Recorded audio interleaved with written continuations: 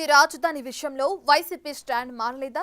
గుంటూరు, కృష్ణా జిల్లాలు సహా రాష్ట్రంలోని అన్ని ప్రాంతాల ప్రజలు చిత్తుగా ఓడించిన జగన్ సైన్యం ఇంకా అమరావతిపై అక్కసు వెళ్లగక్కుతూనే ఉంది. రాజధాని పనులు పునఃప్రారంభోత్సవ సభ తర్వాత కూడా వాళ్లు మళ్లీ పాత పాటనే ఎత్తుకోవడం చర్చనీయాంశంగా మారింది. అమరావతిపై ఒక సామాజిక వర్గం ముద్ర వేసి దాన్ని అణగదొక్కడానికి చూసిన జగన్ 3 రాజధానుల పాలసీ వినిపించారు. తీరా చూస్తే రాష్ట్రంలోని 3 ప్రాంతాల వాసులు వైసీపీని ఓడించి అమరావతికి తమ సంఘీభావం ప్రకటించారు. అయినా ఆ పార్టీ నేతలు పాత పాటే పాడుతుండడం వెనుక ఆంతర్యమేంటి?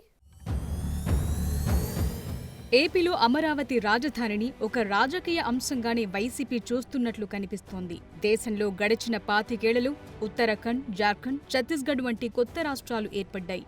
అక్కడ కూడా కొత్తగా రాజధానులు నిర్మించారు. ఆ రాష్ట్రాల్లో అధికార, విపక్ష పార్టీలు అన్నీ కలిసి రాజధాని నిర్మాణానికి పరస్పరం సహకరించుకున్నాయి. కానీ ఏపీలో మాత్రం పరిస్థితులు భిన్నంగా తయారయ్యాయి. 2014లో టీడీపీ అధికారంలోకి వచ్చిన తర్వాత అమరావతిని రాజధానిగా ఎంపిక చేశారు. రైతులు ముందుకొచ్చి భూములిచ్చారు. అప్పట్లో ప్రధాన ప్రతిపక్షంగా ఉన్న వైసీపీ సైతం దానికి ఆమోదం తెలిపింది. అమరావతి రాజధానంటూ అసెంబ్లీలోనూ ప్రకటన చేశారు. ఆ సందర్భంలో వైసీపీ కూడా అమరావతికి మద్దతు ప్రకటించింది. అంతేకాదు 2019 ఎన్నికల ముందు కూడా తమ పార్టీ ప్రధాన ఆఫీస్తో పాటు అధినేత నివాసం కూడా అమరావతిలోనే ఉందని వైసీపీ నేతలు ప్రచారం చేసుకున్నారు. అలాగే ఎన్నికల ముందు తాడేపల్లి ప్యాలెస్లోకి జగన్ గృహప్రవేశం చేశారు. ఇక ఆ ఎన్నికల్లో గెలిచిన తరువాత అమరావతి రాజధాని విషయంలో వైసీపీ మాట మార్చింది. అభివృద్ధి పునరేకీకరణ అంటూ 3 రాజధానుల నినాదంలో వైసీపీ హడావిడి మొదలుపెట్టింది. అసెంబ్లీలో 3 రాజధానుల నినాదం వినిపించిన అప్పటి ముఖ్యమంత్రి జగన్ అందరికీ షాక్ ఇచ్చారు. రాష్ట్ర ప్రజల దీర్ఘకాలిక ప్రయోజనాలను దృష్టిలో పెట్టుకుని, రాష్ట్ర ఆర్థిక పరిస్థితులను బేరీజు వేసుకుని, చారిత్రక ఒప్పందాలను గౌరవిస్తూ రాష్ట్రంలోని 3 ప్రాంతాల ప్రజలకు సమన్యాయం జరిగే విధంగా పరిపాలన, అభివృద్ధి వికేంద్రీకరణ లక్ష్యంగా వివిధ అనుభవజ్ఞుల కమిటీల సూచనలు పరిశీలించి రాజధాని విధులను 3 ప్రాంతాలకు విస్తరించడానికి నిర్ణయించడమైనది. ఈ నిర్ణయానికి అనుగుణంగా విశాఖపట్నం ప్రాంతంలో కార్యనిర్వాహక వ్యవస్థ కార్యాలయాలను, అమరావతి ప్రాంతంలో శాసన వ్యవస్థ కార్యాలయాలను, కర్నూలు ప్రాంతంలో న్యాయ వ్యవస్థ కార్యాలయాలను ఏర్పాటు చేయడానికి తీర్మానించడమైనది అని చెప్పి తెలియజేస్తాను.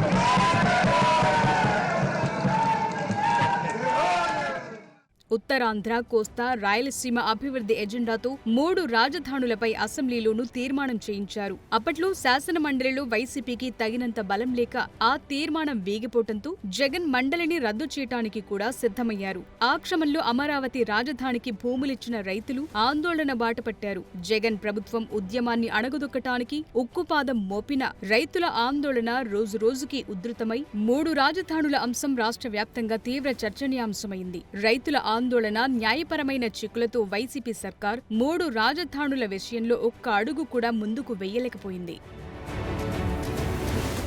ఆ దెబ్బతో 151 నుంచి 11 సీట్లకు వైసీపీ పడిపోవాల్సొచ్చింది. ఒక విధంగా అమరావతిని టచ్ చేసి వైసీపీ భారీ రాజకీయ మూల్యం చెల్లించుకుందని అంటున్నారు విశ్లేషకులు. అయితే వైసీపీ ఓటమి చెందిన తర్వాత అమరావతి మీద తన స్టాండ్ మార్చుకుంటుందని అందరూ భావించారు. రాజధాని విషయంలో తమ స్టాండ్ ఏంటో పార్టీలో చర్చించుకుని నిర్ణయం తీసుకుంటామని శాసనమండలిలో ప్రతిపక్ష నేత బొత్స సత్యనారాయణ ప్రకటించారు. బొత్స ప్రకటించిన తర్వాత పార్టీలో అంతర్గతంగా 3 రాజధానుల విషయంలో వైసీపీ పునరాలోచించుకుంటుందని అందరూ భావించారు. తీరా అమరావతి రాజధాని పునర్నిర్మాణ పనులను ప్రధాని మోదీ ప్రారంభించడం, 3 ఏళ్లలో అమరావతి రాజధాని పూర్తి చేస్తామని ముఖ్యమంత్రి చంద్రబాబు ప్రకటించిన తరువాత కూడా వైసీపీ నేతల తీరు చూస్తే వారి విధానం మారలేదని స్పష్టమవుతోంది. అప్పులు తెచ్చి అమరావతి కోసం పెడితే మిగిలిన ప్రాంతాల సంగతేంటని వైసీపీ నేతలు ప్రశ్నిస్తున్నారు. అమరావతికి కృష్ణానది ముంపు పొంచి ఉందని చెప్పుకొస్తున్నారు. వరద ఎఫెక్ట్ లేకపోతే రాజధాని ప్రాంతంలో 5 ఎత్తిపోతల పథకాలను ఎందుకు నిర్మిస్తున్నారని వైసీపీ ప్రశ్నిస్తోంది. అమరావతి పేరిట నేతలు అవినీతికి పాల్పడుతున్నారని ఆరోపణలు చేస్తున్నారు. అప్పుల గురించి ఏమన్నారండి మీరు? అయ్యా చంద్రబాబు నాయుడు గారు అనుభవజ్ఞులు. మీరు 4వసారి ముఖ్యమంత్రిగా ప్రమాణ స్వీకారం చేశారు. జగన్మోహన్ రెడ్డి గారు అప్పు తీసుకొస్తుంటే ఏమన్నారు? ఇది శ్రీలంక అయిపోద్ది అన్నారు. అప్పులతో మునిగిపోతుందన్నారు. అప్పు చేయటం తప్పన్నారు.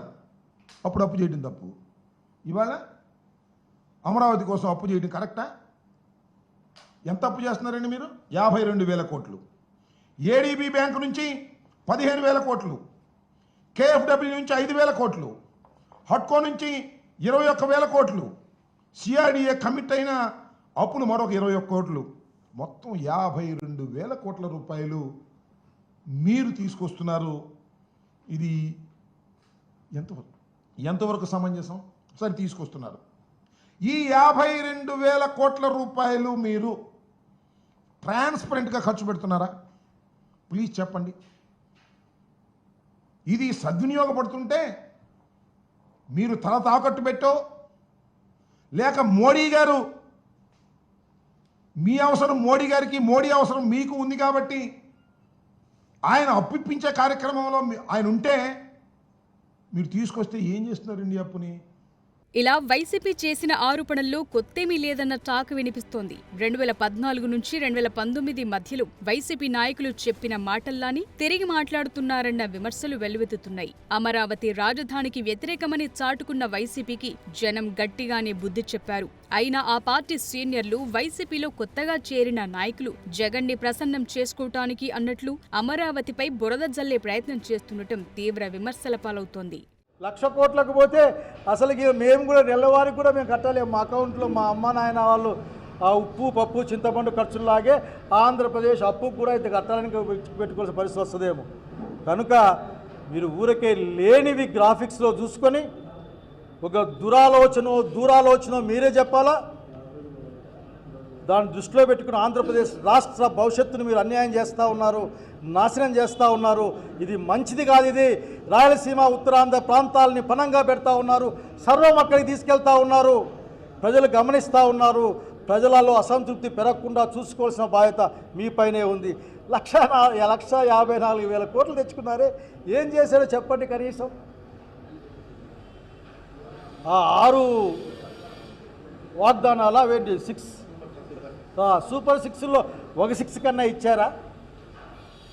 మళ్ళీ రివర్స్ చెప్పిస్తూ ఉన్నారు. రివర్స్ అంటే గుర్తుకొచ్చింది, చంద్రబాబు నాయుడు గారు మరొక్కసారి సలహా ఇస్తూ ఉన్నాను. జగన్మోహన్ రెడ్డి గారు ప్రవేశపెట్టిన రివర్స్ టెండరింగ్ విధానం అన్నది ప్రజా ఖజానా అంటే రాష్ట్ర ఖజానాకు లాభం చేకూరుతుంది. కాంట్రాక్టర్ల మధ్య పోటీ, ధర తగ్గడానికి ఉపయోగపడుతుంది. ఇప్పుడు అమరావతిలో మీరు వేసిన టెండర్లు 3 నుంచి 4 వరకు ఎక్సెస్ కింద, ఈ 1,000 కోట్ల రూపాయల ఎక్సెస్ కింద ఇప్పటికి వచ్చాయి. ఖచ్చితంగా డబ్బులు మన గవర్నమెంట్కి మిగులుతాయి, ప్రజలకు మిగులుతాయి, ప్లస్ అప్పుల భారం తగ్గుతుంది. ఇంకోవైపు చూస్తే ఏపీకి రాజధాని ఒక సెంటిమెంట్గా మారింది. అమరావతి విషయంలో ఎవరేం చెప్పినా జనాలు పట్టించుకునే మూడ్లో లేరని స్పష్టంగా కనిపిస్తోంది. అయినా వైసీపీ నేతలు చేస్తున్న దుష్ప్రచారంతో ఆ పార్టీకి రాజకీయంగా నష్టమే తప్ప మరేమీ ఉండదని అంటున్నారు. వైసీపీ ఎటూ బాహాటంగా అమరావతికి మద్దతివ్వలేదు కాబట్టి సైలెంట్ గా ఉన్నా బెటర్ అని ప్రజలు సెటైర్లు విసురుతున్నారు. చూడాలి మరి అమరావతి విషయంలో వైసీపీ స్టాండ్ ఇప్పటికైనా మారుతుందో లేదో.